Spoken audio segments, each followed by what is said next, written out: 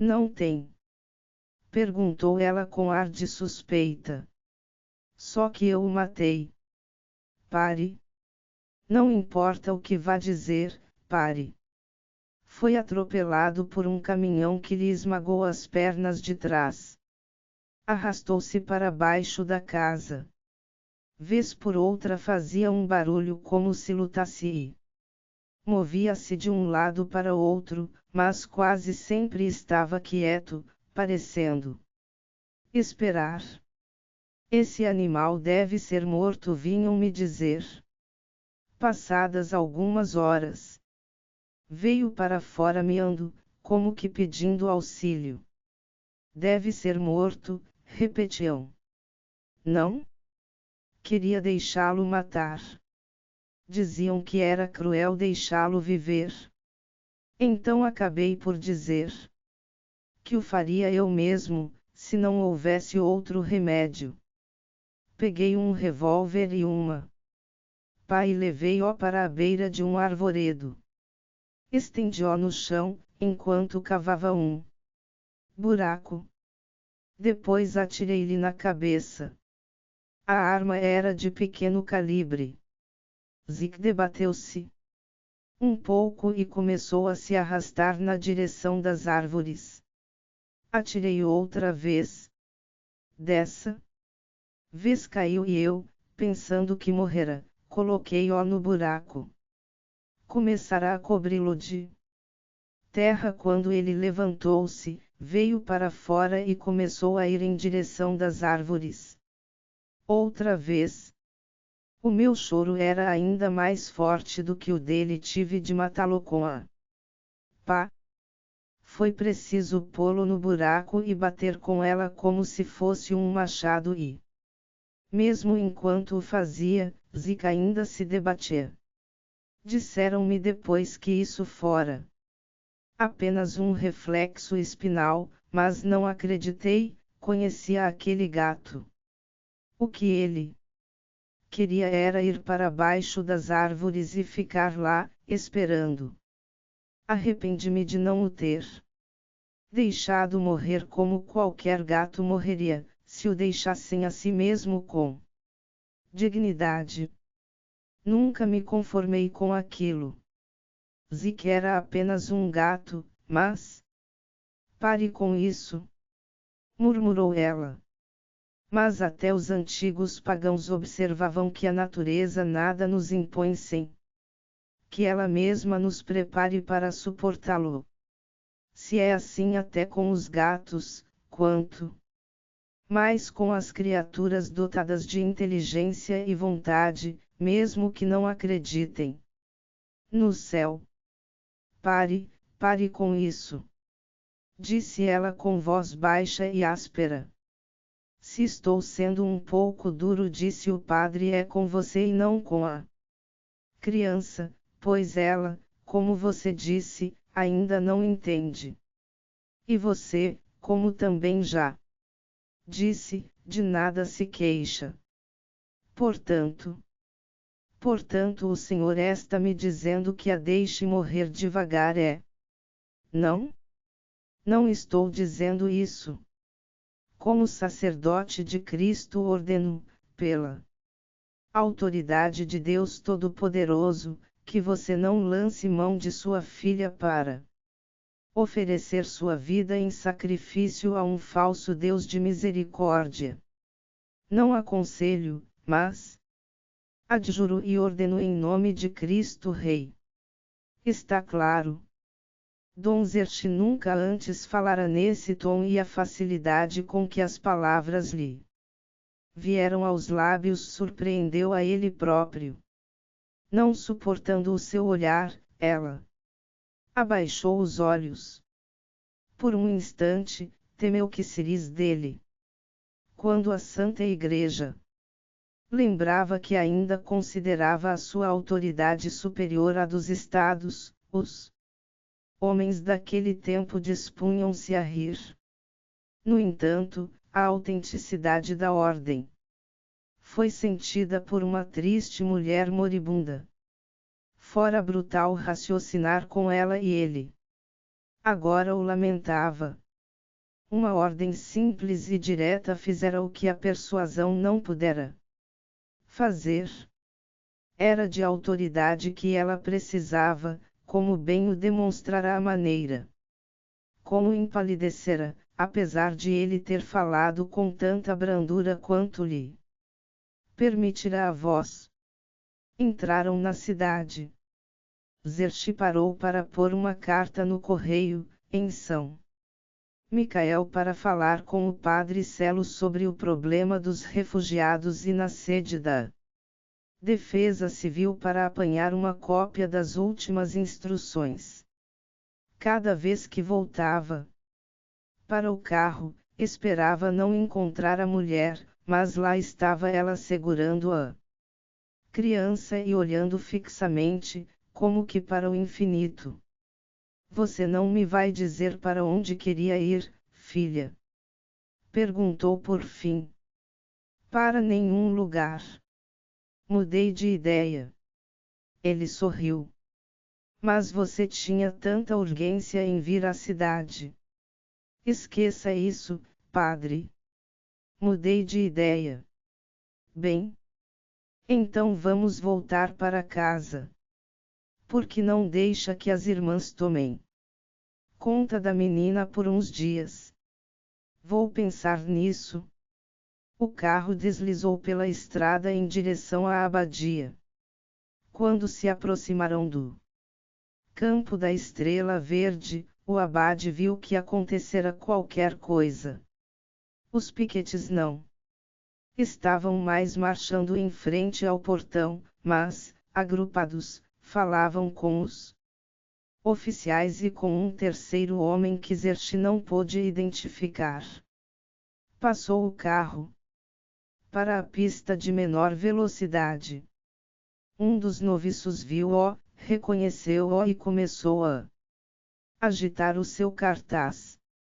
Dom Xerxes não tencionava parar enquanto a mulher estivesse no carro, mas um dos oficiais andou para o meio da pista e apontou o seu bastão para os detentores de obstáculos do veículo. O autopiloto reagiu automaticamente e o fez parar. O oficial mandou que saíssem do meio da estrada. Xerxes não podia desobedecer. Os dois outros policiais se aproximaram e pararam para anotar o número do carro e pedir os documentos. Um deles olhou com curiosidade para a mulher e a criança e reparou nos bilhetes vermelhos. O outro apontou para os piquetes agora estacionados. Então era o senhor que estava por trás daquilo, não era? Resmungou ele. Para o abade. Bem, aquele homem de marrom lá adiante tem notícias a dar ao senhor. Acho melhor ouvir o que ele tem a dizer.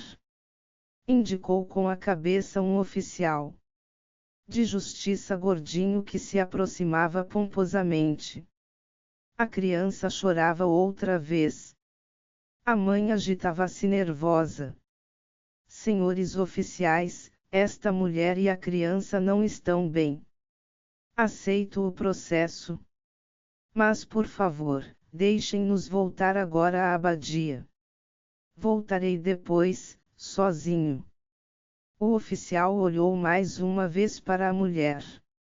Minha senhora. Ela olhou para o campo e para a estátua junto à entrada. Vou descer aqui, disse-lhe com a voz apagada. A senhora ficará muito melhor, disse o oficial, olhando outra vez para os bilhetes vermelhos. Não? Dom Xerxes agarrou-a pelo braço. Filha, proíbo. O oficial segurou o pulso do abade. Largue! Gritou asperamente. Depois, com brandura, a senhora é parente dele, ou dependente? Não? Que ideia é essa de proibir a senhora de descer? Perguntou o oficial. Já estamos um pouquinho impacientes com o senhor, seu padre, e será melhor que. Zershi ignorou-a e pôs-se a falar rapidamente com a moça. Ela sacudiu a cabeça. A criança, então. Deixe-me levar a criança para as irmãs. Insisto. É sua filha? Perguntou o oficial. A mãe já dissera do carro, mas Zershi segurava a criança. É minha. Ele está forçando a senhora a acompanhá-lo. Não? Que é que a senhora quer fazer? Ela nada disse. Volte para o carro, disse Dom Zershi. O senhor mude esse tom de voz. Gritou o oficial. Minha senhora, que faremos com a criança? Vamos ambas descer aqui. Zershi bateu a porta e tentou fazer o carro andar, mas o oficial, rápido, meteu a mão pela janela, apertou o botão de parada e tirou a chave. Tentativa de rapto? Disse um policial ao outro. Talvez, respondeu o outro, e abriu a porta. Agora largue a filha dessa mulher. Para deixá-la ser assassinada aqui. Perguntou o abade. Vocês terão de levá-la à força. Passe para o outro lado do carro. Não? Enfiei um pouco o bastão embaixo do braço dele. Isso mesmo, puxe. Aqui está. A criança, minha senhora. Não, a senhora não pode, com essas muletas. Cors. Onde está Cors? Doutor. O abade Zershi viu um rosto familiar aparecer no meio dos outros. Você quer suspender a criança enquanto seguramos este aqui? O médico e o padre entreolharam-se em silêncio. A criança foi retirada do carro. Os oficiais largaram os pulsos do abade. Um deles voltou-se e viu-se barrado pelos noviços com os cartazes levantados que interpretou como possíveis armas. Levou a mão ao revólver. Afastem-se! Gritou. Atarantados, os noviços recuaram. Disse. O abade desceu do carro. Viu-se em frente ao oficial de justiça gordinho que lhe tocou o braço com um papel dobrado. O senhor acaba de receber uma intimação. Que, por ordem do tribunal, devo ler e explicar. Aqui está uma segunda via. Os oficiais são testemunhas de que procurei entregá-la, de modo que não será possível resistir. Entregue. Esta é a atitude certa. Eis o que ordena o tribunal, tendo em vista que o querelante alega ter havido grande escândalo público. Atirem os cartazes naquele depósito de lenha ali adiante, disse o abade aos noviços, a menos que alguém proteste. Depois entrem no carro e esperem. Não? Prestou atenção à leitura da intimação, mas aproximou-se dos policiais, enquanto o oficial de justiça o seguia lendo com voz monótona. Estou preso. Estamos pensando nisso. E a comparecer perante o tribunal na data acima mencionada a fim de prestar explicações sobre alguma acusação especial.